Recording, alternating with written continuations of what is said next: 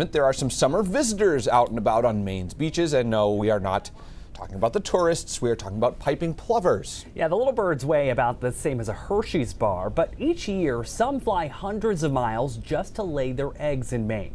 It matters because their numbers are under pressure right now, and Maine is one of the spots where the birds are raising their chicks successfully. So if you head to one of Maine's beaches right now, you might see roped off areas or signs telling you to keep back. Yeah, it's all to protect the piping plovers. News Center Maine's David Guilford joins us now live from Ogunquit. David, you checked on the plovers in the spring, and tonight you have an update for us, huh?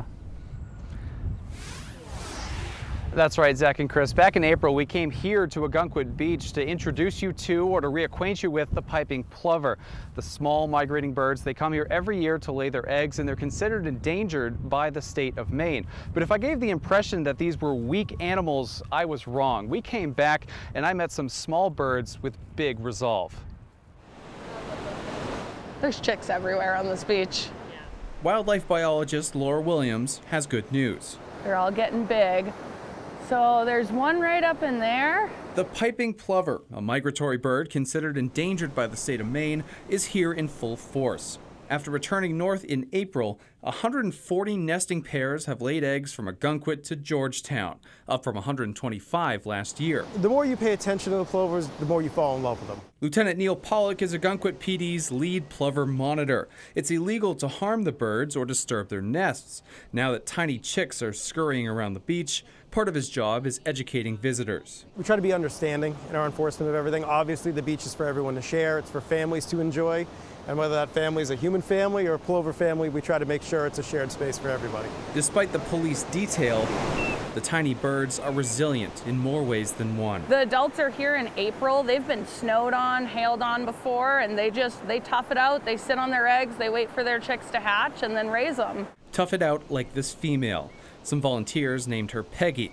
She lost one of her legs somehow, but is about to hatch 2 eggs with her partner, and Williams expects her to migrate with everyone else. I like her odds. They're good, you know. She'll have a couple chicks. It'll be easier, especially too, because she's only got 2 eggs, so she'll only have 2 chicks to worry about and chase after.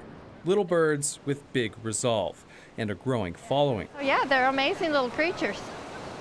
Williams said having plovers nest on your beach is a sign you have a healthy ecosystem.